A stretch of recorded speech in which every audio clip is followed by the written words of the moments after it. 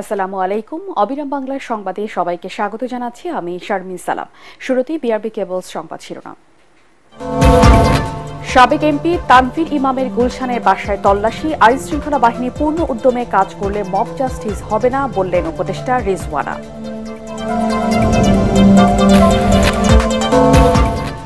অন্তর্বর্তী সরকারের নতুন উপদেষ্টা হিসেবে আজ শপথ নেবেন অধ্যাপক CR আবরার। বঙ্গভবনে সকাল 11টায় শপথ পড়াবেন রাষ্ট্রপতি।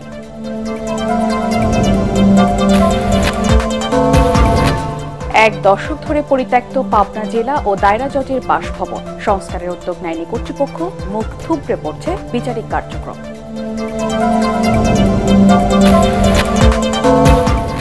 এবং দ্বিতীয় মেয়াদে দায়িত্ব নিয়ে কংগ্রেসের যৌথ অধিবেশনে প্রেসিডেন্ট ট্রাম্পের প্রথম ভাষণ, ধনী বিদেশিদের জন্য $5 মিলিয়ন গোল্ড কার্ড চালুর ঘোষণা। শুনছিলেন বিআরবি কেবলস সংবাদ শিরোনাম, এবারে বিস্তারিত।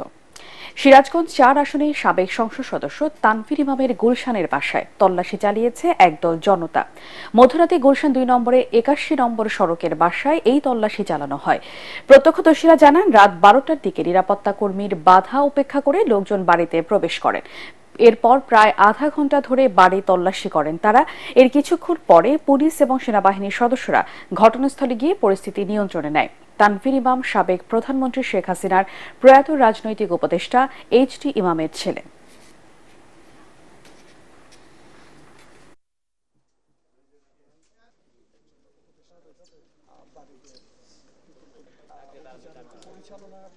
এখানে হচ্ছে আপনার আমরা যেহেতু ইনফরমেশন নিয়েই একদম হচ্ছে এই বাসায়, এই বাসায় এবং সেনাবাহিনী এবং পুলিশ তারাও তদন্ত হচ্ছে এই বাসায়। আমরা হচ্ছে আমাদের তথ্য আমরা জানাইছি, প্রশাসনকে জানানোর পরে আমরা মিডিয়ার ভাইদের সহযোগিতায় আমরা এখানে অবস্থান করছি।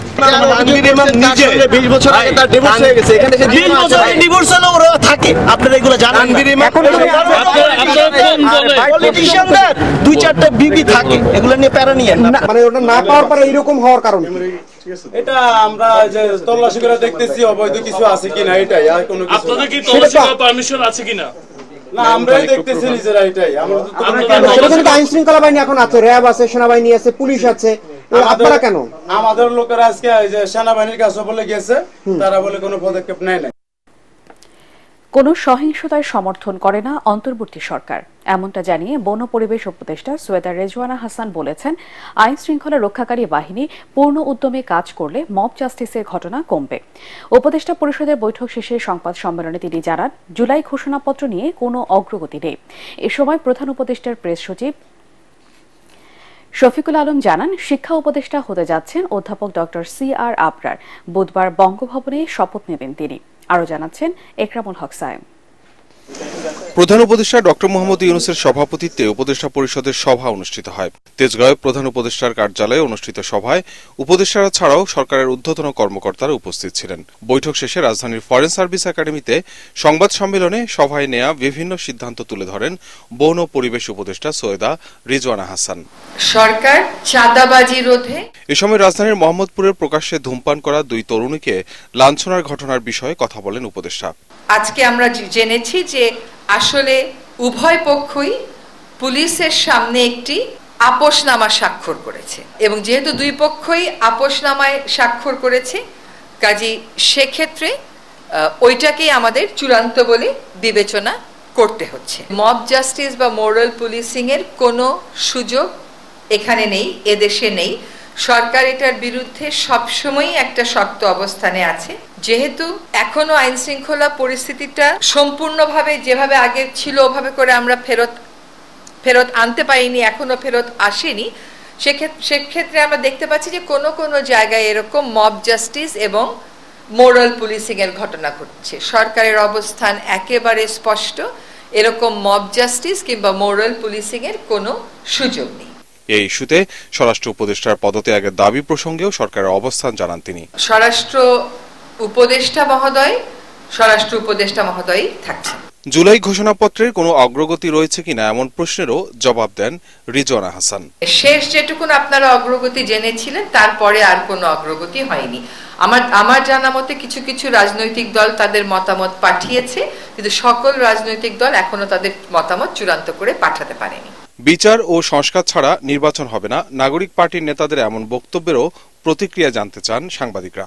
রাজনৈতিক দলগুলোর বক্তব্য তার নিজের বক্তব্য, এখানে আমাদের হ্যাঁ বা না বলার তো কিছু নেই, বা এটা আমাদের কন্ট্রোল করারও কোনো সুযোগ নেই, কোনো ইচ্ছাও নেই। সংস্কার আগে না নির্বাচন আগে এ সমস্ত প্রশ্ন না, আমরা বলেছি আমাদের প্রাধিকারের মধ্যে সংস্কার, নির্বাচন, বিচার এই তিনটাই আছে। মাননীয় প্রধান উপদেষ্টা মহোদয় যেটা বলেছেন, ডিসেম্বর থেকে জুনের মধ্যেই নির্বাচনটা হবে।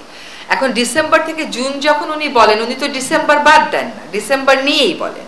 কাজেই উনার মুখ থেকে নির্বাচনের চূড়ান্ত তারিখটা শোনার জন্য আপনারা অপেক্ষা করবেন। এ সময় প্রধান উপদেষ্টার প্রেস সচিব শফিকুল আলম জানান, নতুন উপদেষ্টা হিসেবে বুধবার সকাল 11টায় শপথ নিতে যাচ্ছেন ঢাকা বিশ্ববিদ্যালয়ের সাবেক শিক্ষক অধ্যাপক ডক্টর সিআর আবরার। তিনি দায়িত্ব পাচ্ছেন শিক্ষা মন্ত্রণালয়ের। ইকরামুল হক সায়েম, এটিএন বাংলা, ঢাকা। অন্তর্বর্তী সরকারের উপদেষ্টা হিসেবে আজ শপথ নেবেন অধ্যাপক সিআর আবরার। বঙ্গভবনে বেলা 11টায় নতুন উপদেষ্টা হিসেবে শপথ নেবেন তিনি। শিক্ষা মন্ত্রণালয়ের উপদেষ্টা হিসেবে দায়িত্ব পালন করবেন অধ্যাপক সিআর আবরার। বর্তমানে অধ্যাপক ওয়াহিদুদ্দিন মাহমুদ শিক্ষা উপদেষ্টার দায়িত্বে রয়েছেন। নতুন একজন উপদেষ্টা যুক্ত হওয়ার পর অন্তর্বর্তী সরকারের প্রধান উপদেষ্টা সহ মোট উপদেষ্টার সংখ্যা হবে 23 জন।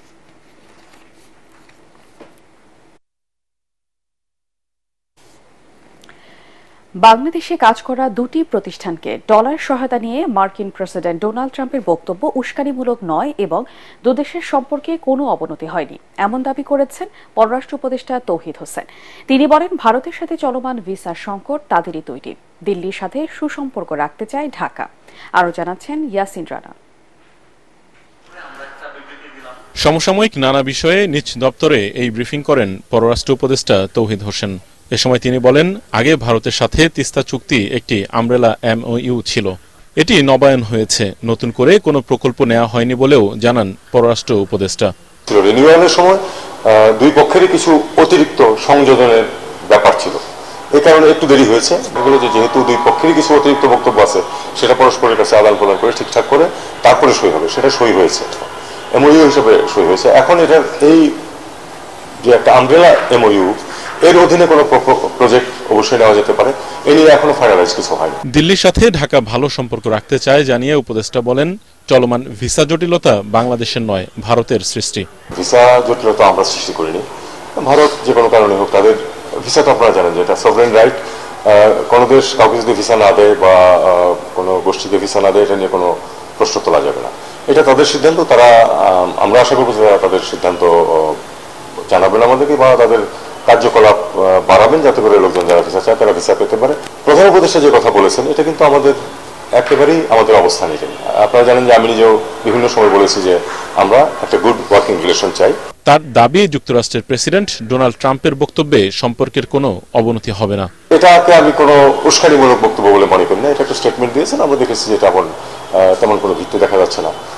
উনি তো স্পষ্ট করে এই কথাও বলেননি যে বাংলাদেশের একটা প্রতিষ্ঠানকে দিয়ে দেওয়া হয়েছে, এরকম কথা কিন্তু উনি বলেননি। এখন দুই ব্যক্তি বলতে উনি কাদেরকে বুঝেছেন আমরা জানি না, কাজে এটা নিয়ে আমরা এরপরে আর কোনো বাড়াবাড়ি করার কোনো প্রয়োজন দেখি। প্রেসিডেন্ট বলেছেন একটা, প্রেসিডেন্ট কোনো ডিটেলস দেন নেই বা কারো অ্যাকিউজেশনও করেন নেই, আমরাও দেখেছি যে আসলে এরকম কোনো কিছু নেই। কাজে এটা নিয়ে মার্কিন যুক্তরাষ্ট্রের সাথে সম্পর্ক খারাপ হওয়ার আমি কোনো কারণ দেখি। জাতিসংঘ মহাসচিবের সফর সূচি এখনো ঠিক হয়নি বলে জানান পররাষ্ট্র উপদেষ্টা তৌহিদ হোসেন। ইয়াসিন রানা, এটিএন বাংলা, ঢাকা। 133 কোটি টাকা পাচারের ঘটনায় গ্রেফতার সাদিক এগ্রোর মালিক ইমরান হোসেনের জামিন না মঞ্জুর করে কারাগারে পাঠিয়েছে আদালত। এর আগে তাকে রাজধানীর মালিবাগ এলাকা থেকে গ্রেফতার করে পুলিশের অপরাধ তদন্ত বিভাগ CID। ব্রিফিংয়ে সংস্থাটি জানিয়েছে, থাইল্যান্ড, নেপাল ও ভুটান সহ বেশ কয়েকটি দেশে ইমরান হোসেনের টাকা পাচারের প্রাথমিক প্রমাণ মিলেছে। এর সাথে জড়িত আরও বেশ কয়েকজন রাঘব বোয়াল। ইমদাদুল্লাহ বাবুর রিপোর্ট। বাংলাদেশে উচ্চবংশীয় গরু ছাগলের প্রবর্তক সাদিক এগ্রোর মালিক ইমরান হোসেন নানা সময় আলোচনায় ছিলেন তিনি। সোমবার মালিবাগ থেকে তাকে গ্রেফতার করে পুলিশের অপরাধ তদন্ত বিভাগ CID। রাজধানীর মোহাম্মদপুরে তার এগ্রো ফার্ম থেকে একটি উচ্চবংশীয় ছাগল সহ 6টি পশু 30 লাখ টাকায় কিনতে এসে আলোচনায় আসে জাতীয় রাজস্ব বোর্ডের সাবেক কর্মকর্তা মতিউর রহমানের নাম। আলোচিত সেই ইমরানের বিরুদ্ধে অর্থ পাচারের অভিযোগ পাওয়ার পর রাজধানীর মোহাম্মদপুর থানায় মামলা করে সিআইডি। প্রাথমিক তদন্তে সংঘবদ্ধ অপরাধ চক্রের সহযোগিতায় চোরাচালান এবং প্রতারণা ও জালিয়াতির মাধ্যমে ১৩৩ কোটি টাকা পাচারের প্রমাণ মেলে। সিআইডির অতিরিক্ত ডিআইজি একরামুল হাবিব জানিয়েছেন, ইমরানের সাথে আরও বেশ কয়েকজনের সম্পৃক্ততার প্রাথমিক তথ্য পাওয়া গেছে। ইমরান হোসেন উনি দেশের থেকে প্রায় ১৩৩ কোটি টাকার উপরে হবে অর্থ দেশের বাইরে পাচার করেছেন। বিদেশ থেকে আমদানির আড়ালে আমরা যেটা জানতে পেরেছি যে প্রায় ৮৬ লক্ষ টাকা উনি দেশের বাইরে অর্থ পাচার করেছেন। আর ওনার নামে বিপুল সম্পদের আমরা প্রমাণ পেয়েছি প্রাথমিক অনুসন্ধানে। আরো অনেক তথ্য আমাদের কাছে আসছে। আমরা প্রাথমিক যে অনুসন্ধানগুলো যেগুলো পর্যালোচনা করেছি সেগুলো দেখতে পেয়েছি যে প্রায় ১১ কোটি টাকার উপরে বিভিন্ন ওনার প্রতিষ্ঠানের নামে এফডিআর করে পরবর্তী পর্যায়ে এফডিআর কৃত টাকাগুলো দেশের বাইরে লন্ডার করা হয়েছে। তিনি আরও জানান, সংঘবদ্ধ এই চক্র থাইল্যান্ড, মিয়ানমার, ভুটান ও নেপাল থেকে চোরাচালানের মাধ্যমে গরু এনে দেশে বিক্রি করত। এসব টাকা পাচারের বেশ কিছু তথ্য পেয়েছে সিআইডি। আমরা প্রাথমিকভাবে বেশ কিছু লোকের ৫-৭ জনের সংশ্লিষ্টতার প্রমাণ পাচ্ছি, কিন্তু বিষয়গুলো যেহেতু এখন পর্যন্ত কনক্লুসিভ প্রুফ আমাদের হাতে এসে পৌঁছেনি, সেই কারণে এই বিষয়ে মন্তব্য করাটা এই মুহূর্তে সঠিক হবে না। প্রাথমিক অবস্থায় আমরা থাইল্যান্ড সহ বিভিন্ন দেশগুলোর কথা শুনছি, কিন্তু আমরা আগামীতে যখন তদন্ত হবে এই বিষয়ে সুস্পষ্ট ধারণা আপনাদেরকে দেব। তদন্ত শেষে এই চক্রের সাথে জড়িত বাকিদের নাম প্রকাশ করার কথা জানিয়েছেন সিআইডির এই কর্মকর্তা। ইমদাদুল্লাহ বাবু, ATN বাংলা, ঢাকা। পাবনা জেলা ও দায়রা জজের বাসভবন ২০১৪ সালে পরিত্যক্ত ঘোষণা করা হলেও তা পুনর্নির্মাণ বা সংস্কারের উদ্যোগ নেয়নি কর্তৃপক্ষ। গত ১১ বছর যেসব বিচারক পাবনায় দায়িত্ব পালন করেছে তাদের মধ্যে কেউ ভাড়া বাড়িতে অথবা সার্কিট হাউসে বসবাস করেছে। এতে করে বিচারিক কার্যক্রম মুখ থুবড়ে পড়ে, ন্যায় বিচার থেকে বঞ্চিত হচ্ছে হাজারো মানুষ। পাবনার প্রতিনিধি মোবারক বিশ্বাসের পাঠানো তথ্য ও ছবিতে আরও জানাচ্ছে তামান্না জেনিফার।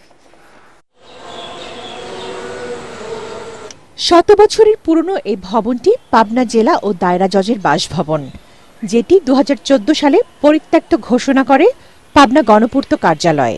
ব্রিটিশ আমলে আদালত ভবন তৈরির সময় ৩০০ গজ দূরে নির্মাণ করা হয় বিচারকের বাসভবনটি। পরিত্যক্ত ঘোষণার পর সেখানে কোনো বিচারক বসবাস করেননি। বিগত দিনে যে সকল বিচারক পাবনায় দায়িত্ব পালন করেছেন তাদের মধ্যে কেউ থেকেছেন ভাড়া বাসায়, কেউ সার্কিট হাউসে।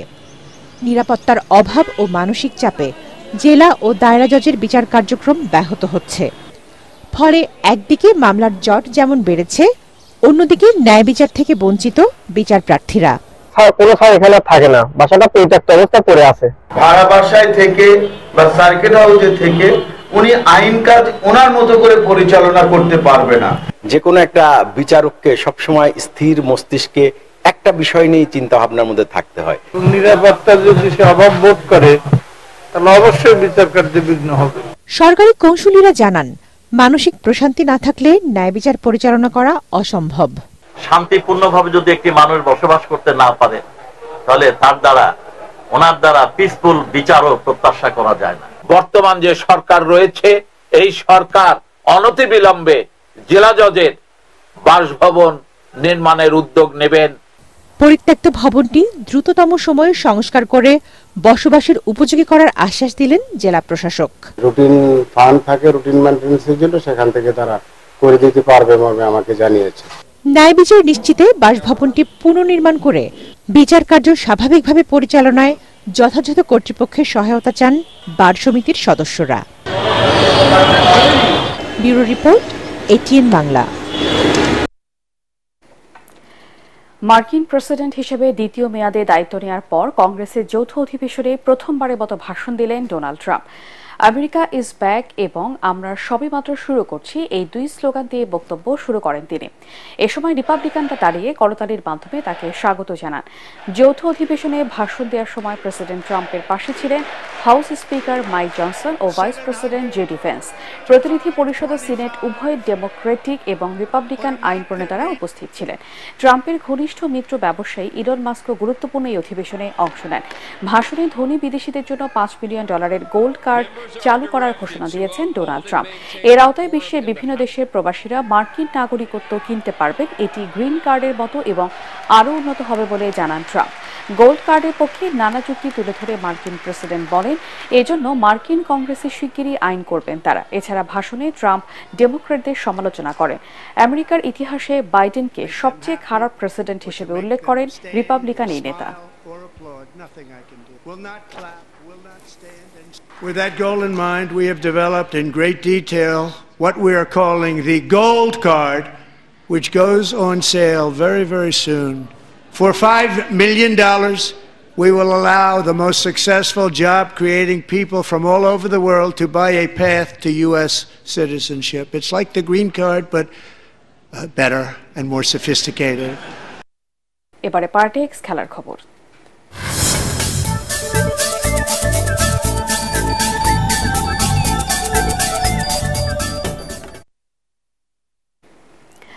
ওয়েফা চ্যাম্পিয়ন্স লিগে অ্যাটলেটিকো মাদ্রিদকে 2-1 গোলে হারিয়ে কোয়ার্টার ফাইনালের পথে এগিয়ে গেল রিয়াল মাদ্রিদ।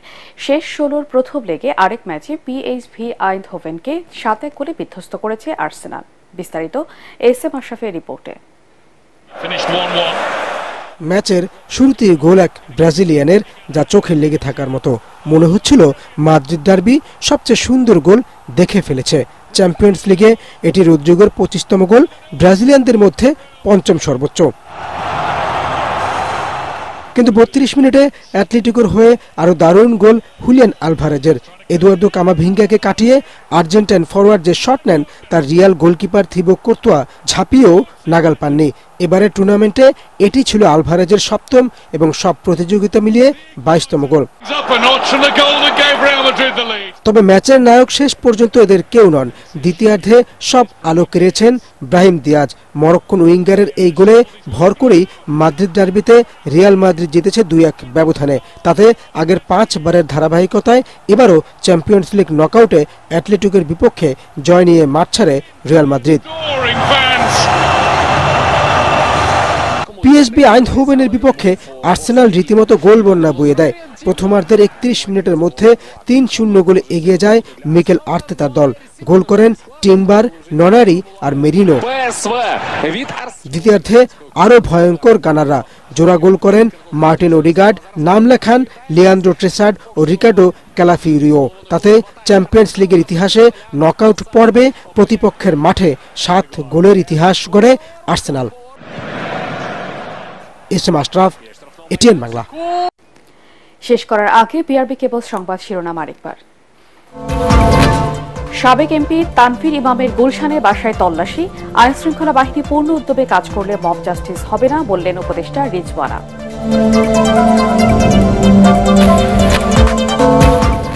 অন্তর্বর্তী সরকারের নতুন উপদেষ্টা হিসেবে আজ শপথ নেবেন অধ্যাপক সি.আর. আবরার। বঙ্গভবনে সকাল 11টায় শপথ পড়াবেন রাষ্ট্রপতি।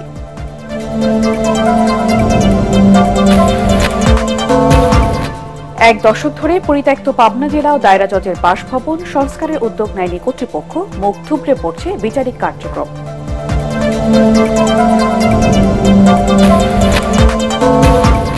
এবং দ্বিতীয় মেয়াদে দায়িত্ব নিয়ে কংগ্রেসের যৌথ অধিবেশনে প্রেসিডেন্ট ট্রাম্পের প্রথম ভাষণ, ধনী বিদেশিদের জন্য $5 বিলিয়ন গোল্ড কার্ড চালুর ঘোষণা।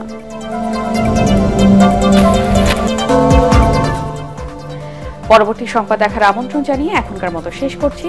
এটিএন বাংলার সংবাদ ইউটিউবে দেখতে ব্রাউজ করুন youtube/ATN Bagla News।